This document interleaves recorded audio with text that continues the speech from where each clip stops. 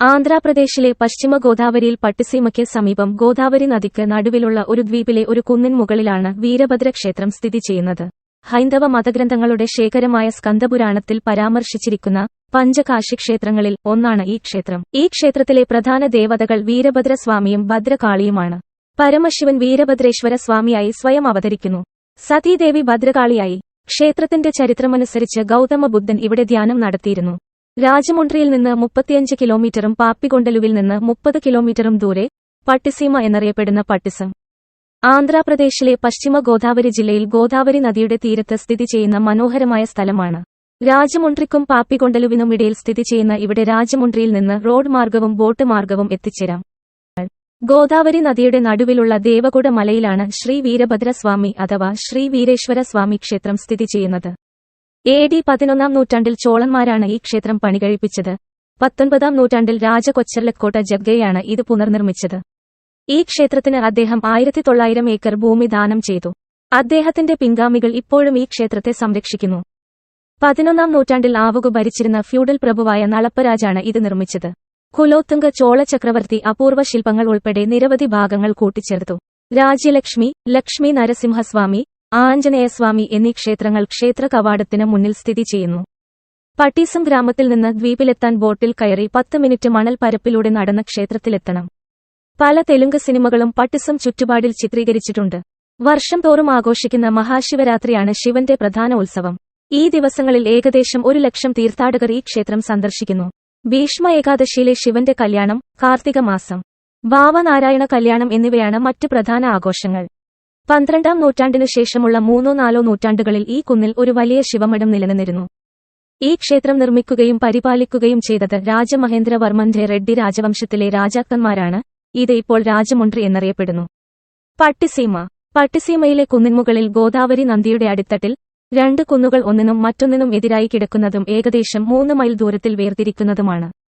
പട്ടിസീമയ്ക്ക് വടക്കുള്ള ഈ കുന്ന് മഹാനന്ദിസ്വരം എന്നറിയപ്പെടുന്നു. ഇവിടെ പരിവാര ദേവതകളുടെ ഉപക്ഷേത്രങ്ങളുണ്ട്. ശ്രീ വീരഭദ്രസ്വാമിയുടെ വലിയ ശിവലിംഗമാണ് പ്രതിഷ്ഠ. ദക്ഷനെ നശിപ്പിക്കാൻ പരമശിവൻ തന്നെ ശ്രീ വീരഭദ്രസ്വാമിയുടെ രൂപമെടുത്തു എന്ന ആചാരപ്രകാരമാണിത്. ഭദ്രകാളി, ശ്രീ കനകദുർഗ, ലക്ഷ്മി ഗണപതി, കുമാരസ്വാമി, സുബ്രഹ്മണ്യൻ സ്വാമി, മഹിഷാസുരമർദിനി, താണ്ഡവ വീരഭദ്രസ്വാമി, സരസ്വതി എന്നിവയാണ് ഉപദേവതകൾ. ബ്രിട്ടീഷ് ഭരണാധികാരികളുമായുള്ള തർക്കങ്ങൾ മൂലം റെഡ്ഡി രാജവംശം ക്രമേണ ക്ഷയിച്ചതോടെ അവരുടെ രാജ്യം കഷണങ്ങളായി വിറ്റു. റെഡ്ഡി രാജാക്കന്മാരുടെ രാജഗുരുക്കളായിരുന്ന കൊച്ചർലക്കോട്ടക്കാർ റെഡ്ഡി സാമ്രാജ്യത്തിന്റെ ഒരു ഭാഗം 1814-ൽ വാങ്ങി. ഗോദാവരി നദിയുടെ ഇരുവശങ്ങളിലായി 20 മൈൽ അകലെയുള്ള ഗോദാവരി നദിയുടെ ഇരുവശത്തുമുള്ള 6400 ഗ്രാമങ്ങൾ ഉൾപ്പെടുന്ന പോളവാരം എസ്റ്റേറ്റ് രാജഗുരുക്കൾ വാങ്ങി. 1825 മുതൽ 26 വരെ വർഷത്തിൽ ശ്രീരാജ കൊച്ചർലക്കോട്ട ജഗ്ഗയ്യഗാരു ദേവന് നിത്യധൂപം, ദീപ നൈവേദ്യം, കല്യാണ ഉത്സവം എന്നിവ നടത്തുന്നതിനും ക്ഷേത്രത്തിന്റെ പരിപാലനത്തിനുമായി വിപുലമായ ഭൂമി, ഏകദേശം 1900 ഏക്കർ ദാനം ചെയ്തു. പോളവാരത്തിലെ ശ്രീരാജ ജഗ്ഗയ്യയുടെ പിൻഗാമികൾ ഈ ക്ഷേത്രത്തിന്റെ പാരമ്പര്യ ട്രസ്റ്റികളായി തുടരുന്നു. ഈ ക്ഷേത്രം നിലവിൽ എൻഡോവ്മെന്റ് വകുപ്പിന്റെ നിയന്ത്രണത്തിലാണ്. ഇത് പ്രത്യേക നിയമത്താൽ നിയന്ത്രിക്കപ്പെടുന്നു. തുടർന്ന് ഗുഡാലയിലെ ജമീന്ദർ 1912-ൽ ശ്രീ സീതാരാമസ്വാമി ക്ഷേത്രം പണിതു. മൂന്നാമത്തേത് പിന്നീട് നിർമ്മിച്ച ആഞ്ജനേയസ്വാമി ക്ഷേത്രമാണ്. ഗോദാവരി നദിയുടെ നടുവിൽ സ്ഥിതി ചെയ്യുന്ന ഈ ക്ഷേത്രം പഞ്ചക്ഷേത്രങ്ങളിൽ ഒന്നായി കണക്കാക്കപ്പെടുന്നു എന്നതാണ് ഇതിഹാസങ്ങളനുസരിച്ച് പട്ടിസീമയുടെ ഐതിഹാസിക പ്രാധാന്യം. ഈ ക്ഷേത്രം സന്ദർശിക്കുന്നവർ മറ്റ് 4 ക്ഷേത്രങ്ങളും സന്ദർശിക്കേണ്ടതില്ല. സ്കന്ദപുരാണത്തിൽ പട്ടിസീമയെ കൈലാസം അല്ലെങ്കിൽ വൈകുണ്ഠമായി കണക്കാക്കുന്നു. പാപ്പിക്കുന്നുകളാൽ ചുറ്റപ്പെട്ട ഈ കുന്ന് പ്രകൃതി ഭംഗിയാൽ സമ്പന്നമാണ്. ഗോദാവരി നദിയുടെ മധ്യത്തിൽ സ്ഥിതി ചെയ്യുന്ന ഈ കുന്നിനെ ദേവകൂടാദ്രി എന്നും വിളിക്കുന്നു. പർവ്വതങ്ങൾക്ക് ചിറകുകളുണ്ടെന്നും പ്രപഞ്ചം മുഴുവൻ പറന്നുയരാൻ കഴിയുമെന്നും പുരാണങ്ങളിൽ പറയുന്നുണ്ട്. തളർച്ച തോന്നുമ്പോഴെല്ലാം അവർ ഭൂമിയിൽ ഇറങ്ങാറുണ്ടായിരുന്നു. അത് ഒരുപാട് ജീവനും സ്വത്തിനും നാശം വരുത്തിവച്ചു. ഈ പർവ്വതങ്ങൾ സൃഷ്ടിച്ച കഷ്ടപ്പാടുകൾ കണ്ട ഇന്ദ്ര ഭഗവാൻ അവയുടെ ചിറകുകൾ മുറിച്ചുമാറ്റി. അതിന്റെ ഫലമായി പർവ്വതങ്ങൾ അവ ഇറങ്ങിയ സ്ഥലത്ത് സ്ഥിരതാമസമാക്കി. അങ്ങനെ അവരുടെ സഞ്ചാരം നിലച്ചു. ഈ പർവ്വതങ്ങളെ ദേവകുട്ടദ്രി കുന്നുകൾ അല്ലെങ്കിൽ നീലദ്രി കുന്നുകൾ എന്നാണ് വിളിച്ചിരുന്നത്. കരവീരന്റെ മകനാണ് ദേവകൂടാദ്രി. ഒരിക്കൽ പർവ്വതങ്ങളുടെ രാജാവായിരുന്ന അദ്ദേഹം കൈലാസത്തിലെ ഈ പർവ്വതങ്ങളുടെ യോഗത്തിൽ പങ്കെടുത്തു. നടന്ന യോഗത്തിൽ കൈലാസ്നാഥൻ ദേവകുടദ്രിയെ ആദരിച്ചില്ല. അവൻ അപമാനം അനുഭവിച്ചു. പ്രതികാരം ചെയ്യാനുള്ള പ്രതിജ്ഞയോടെ കൈലാസപർവ്വതം ഉപേക്ഷിച്ച് ശിവനെ പ്രാർത്ഥിക്കാൻ കാട്ടിലേക്ക് പോയി. ശിവൻ അവന്റെ മുന്നിൽ പ്രത്യക്ഷപ്പെട്ട് അവനോട് എന്താണ് വേണ്ടത് എന്ന് ചോദിച്ചു. ശിവൻ തന്റെ കിരീടം അണിയിച്ച് തന്റെ പർവ്വതത്തിൽ തന്നോടൊപ്പം ഉണ്ടായിരിക്കണമെന്ന് ദേവകൂടദ്രി അഭ്യർത്ഥിച്ചു. അതിന് ശിവൻ അവനെ അനുഗ്രഹിച്ചു. അന്നുമുതൽ ഈ പർവ്വതം ദേവകൂടാദ്രി എന്നറിയപ്പെട്ടു. ദക്ഷപ്രജാപതിയുടെ മകളായ സതീദേവി വിവാഹം കഴിച്ചത് ശിവനെയാണ്. ദേവകുട്ട ഉൾപ്പെടെയുള്ള എല്ലാ പർവ്വതങ്ങളും മറ്റ് ദേവന്മാരും വിവാഹത്തിൽ പങ്കെടുക്കാൻ തീരുമാനിച്ചു. പരമശിവൻ തന്റെ പർവ്വതത്തിൽ ഇരിക്കുന്നതായി ദേവകുട്ടന് തോന്നി. അവൻ എല്ലാ പർവ്വതങ്ങളിലും ശ്രേഷ്ഠനായി കരുതി. അതിനാൽ ദക്ഷൻ ബൃഹസ്പതിയുടെ പേരിൽ ഒരു യജ്ഞം നടത്താൻ തീരുമാനിക്കുകയും കൈലാസ പർവ്വതം ഒഴികെയുള്ള എല്ലാ പർവ്വതങ്ങളെയും ക്ഷണിക്കുകയും ചെയ്തു. ദക്ഷപ്രജാപതിയുടെ മകളായ സതീദേവി യാഗത്തിലേക്ക് ക്ഷണിക്കപ്പെട്ടില്ലെങ്കിലും യാഗത്തിൽ പങ്കെടുക്കാനുള്ള ആഗ്രഹം ശിവ ഭഗവാനോട് പ്രകടിപ്പിച്ചു. തന്നോട് പ്രതികാരം ചെയ്യാനാണ് ദക്ഷൻ ഈ യജ്ഞം നടത്തുന്നതെന്നും അതിനാൽ അവർ പങ്കെടുക്കരുതെന്നും ശിവഭഗവാൻ സതീദേവിയോട് മുന്നറിയിപ്പ് നൽകി. എന്നിരുന്നാലും യജ്ഞത്തിൽ സതീദേവിക്കു തനിച്ച് പങ്കെടുക്കാൻ വേണ്ടി ദേവി ശിവഭഗവാനെ നിർബന്ധിച്ചു. ശിവൻ സതീദേവിയുടെ അഭ്യർത്ഥനകൾ അംഗീകരിച്ചു. സതീദേവി അവളുടെ പിതൃഭവനത്തിലേക്ക് പോയി. ദക്ഷപ്രജാപതി അവളെ കണ്ടെങ്കിലും ഭക്ഷൻ അവളെ സ്വീകരിച്ചില്ല. ബഹുമാനത്തോടെ അവളോട് പെരുമാറിയില്ല. ശിവനെയും അധിക്ഷേപിക്കാൻ തുടങ്ങി. അപമാനം സഹിക്കവയാതെ സതീദേവി ശിവഭഗവാന്റെ അടുത്തേക്ക് മടങ്ങേണ്ടെന്ന് തീരുമാനിച്ചു. പകരം സതീദേവി തന്റെ ഇടതുകാലിന്റെ അവസാന വിരൽ മുറിച്ച് ഭൂമിയിൽ ഉരച്ച് തീ സൃഷ്ടിച്ച് അതിലേക്ക് ചാടി. ദേവി തീയിൽ ദഹിപ്പിച്ചു. ഇതെല്ലാം നിരീക്ഷിച്ചുകൊണ്ടിരുന്ന പരമശിവൻ കോപാകുലനായി.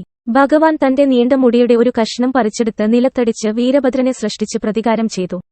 വീരഭദ്രൻ തന്റെ പിതാവിനോട് ചോദിച്ചു, എന്തിനാണ് അവനെ സൃഷ്ടിച്ചതെന്ന്. അപ്പോഴേക്കും കോപത്താൽ വിറച്ചുകൊണ്ടിരുന്ന പരമശിവൻ തന്റെ മകന് പട്ടയുദ്ധം എന്ന ലോഹ ആയുധം നൽകുകയും ദക്ഷൻ നടത്തുന്ന യജ്ഞം നശിപ്പിക്കാനും അവനെ കൊല്ലാനും ഉത്തരവിട്ടു. യജ്ഞത്തെ നശിപ്പിക്കാനും ദക്ഷനെ വധിക്കാനും വീരഭദ്രൻ തന്റെ ദൗത്യം ആരംഭിച്ചു. തന്റെ ദൗത്യം പൂർത്തിയാക്കിയ ശേഷം അദ്ദേഹം മഹാവിഷ്ണുവിന്റെ വിഷ്ണുചക്രം വിഴുങ്ങി. ദക്ഷനെ കൊല്ലുന്നതിൽ നിന്ന് വീരഭദ്രനെ തടയാൻ ശ്രമിച്ച സൂര്യദേവന്റെ പല്ലുകളും അദ്ദേഹം തകർത്തു. ഈ രംഗം മുഴുവൻ കണ്ടുകൊണ്ടിരുന്ന മറ്റെല്ലാ ദൈവങ്ങളും സതീദേവിയെ പുനഃസ്ഥാപിക്കാൻ ശിവനോട് പ്രാർത്ഥിച്ചു. ഭഗവാൻ വീരഭദ്രൻ അവളോട് അനുകമ്പ തോന്നി. പിന്നീട് ഒരു ആടിന്റെ കഴുത്ത് മുറിച്ച് ദക്ഷന്റെ കൊല്ലപ്പെട്ട ശരീരത്തിന്റെ തോളിൽ നട്ടുപിടിപ്പിച്ച് അവനിൽ ജീവൻ വച്ചു. തുടർന്ന് ദക്ഷന് മോക്ഷം ലഭിക്കുന്നതിനായി യജ്ഞം തുടരാനും യജ്ഞം പൂർത്തിയാക്കാനും അദ്ദേഹം ഉത്തരവിട്ടു. ദക്ഷനെ വധിച്ച ആയുധം ഭൂമിയിൽ പതിച്ചു. ഇത് വീണ ഈ സ്ഥലം പട്ടച്ചോക്ക് ക്ഷേത്ര എന്നാണ്. ഇപ്പോൾ ഈ സ്ഥലം അറിയപ്പെടുന്നത് പട്ടിസീമ എന്നാണ്. ഭഗവാൻ വീരഭദ്രൻ അപ്പോഴും തൃപ്തനായില്ല. അവന്റെ പ്രളയ താണ്ഡവം തുടർന്നു. പ്രപഞ്ചം മുഴുവൻ അവന്റെ കാൽക്കീഴിൽ വിറയ്ക്കുന്നുണ്ടായിരുന്നു. ഈ ഭൂചലനങ്ങളിൽ നിന്നാണ് മഹാകാളി ദേവി ജനിച്ചത്. ഈ രംഗം മുഴുവൻ കണ്ടുകൊണ്ടിരുന്ന എല്ലാ ദേവതകളും അഗസ്ത്യ മഹാമുനിയോട് വീരഭദ്രനെ സമാധാനിപ്പിക്കാനും ശാന്തമാക്കാനും അപേക്ഷിച്ചു. എല്ലാ ദേവന്മാരുടെയും ആഗ്രഹം മാനിച്ച് അഗസ്ത്യ മഹാമുനി വീരഭദ്രനെ സമീപിച്ച് ഇരുകൈകളാലും ആശ്ലേഷിച്ചു. ദേവകുട്ട പർവ്വതത്തിലെ കുന്നിൻ മുകളിൽ സ്ഥിരതാമസമാക്കാൻ അദ്ദേഹം വീരഭദ്രനോട് പ്രാർത്ഥിക്കുകയും ചെയ്തു. വീരഭദ്രൻ സമ്മതിച്ചതനുസരിച്ച് ഒരു ശിവലിംഗം സ്വയംഭൂ രൂപത്തിൽ കുന്നിൻ മുകളിൽ സ്ഥിരതാമസമാക്കി. അഗസ്ത്യ മഹാമുനിയും പിന്നിടാത്ത നീണ്ട മുടി ശേഖരിച്ച് ഇപ്പോൾ ലിംഗരൂപത്തിലുള്ള വീരഭദ്രന്റെ നെറ്റിയിൽ കെട്ടി. അങ്ങനെ മറ്റെല്ലാ ക്ഷേത്രങ്ങളിലും നിന്നും ഈ കുന്നിന് അതിന്റെ പ്രാധാന്യം ലഭിച്ചു. ശ്രീ വീരഭദ്ര സ്വാമി ക്ഷേത്രം ഗോദാവരി നദിയുടെ നടുവിൽ ദേവഗൂഢ പർവ്വതം എന്നറിയപ്പെടുന്ന ഒരു കുന്നിൻ മുകളിലാണ് മനോഹരമായി സ്ഥിതി ചെയ്യുന്നത്. ശിവഭക്തരുടെ പഞ്ചകാശി ക്ഷേത്രങ്ങളിൽ ഒന്നായി കണക്കാക്കപ്പെടുന്ന ഈ ക്ഷേത്രത്തിൽ മനോഹരമായ നന്ദിവിഗ്രഹമുണ്ട്. നൃത്തം ചെയ്യുന്ന ആളുകളുടെ കൊത്തിയെടുത്ത ചിത്രങ്ങൾ ചുവരുകളിൽ അലങ്കരിക്കുന്നു. അതേസമയം ധാരാളം ആഭരണങ്ങളും വാളുമുള്ള ദേവി ഭദ്രകാളിയുടെ വിസ്മയിപ്പിക്കുന്ന ലൈഫ് സൈസ് ശില്പം ശ്രദ്ധ ആകർഷിക്കുന്നു. ശ്രീ ഭവനാരായണ സ്വാമിക്ക് സമർപ്പിച്ചിരിക്കുന്ന ഒരു ക്ഷേത്രവും ഇവിടെ അടുത്തായി ഉണ്ട്, അതും സന്ദർശിക്കാം. ശ്രീ വീരേശ്വര സ്വാമി ക്ഷേത്രം അതിപുരാതനവും സമീപകാലത്ത് ചില മിതത്വങ്ങൾക്ക് വിധേയവുമാണ്. ഈ ക്ഷേത്രത്തിലെ വീരഭദ്രസ്വാമി വളരെ ശക്തനാണ്.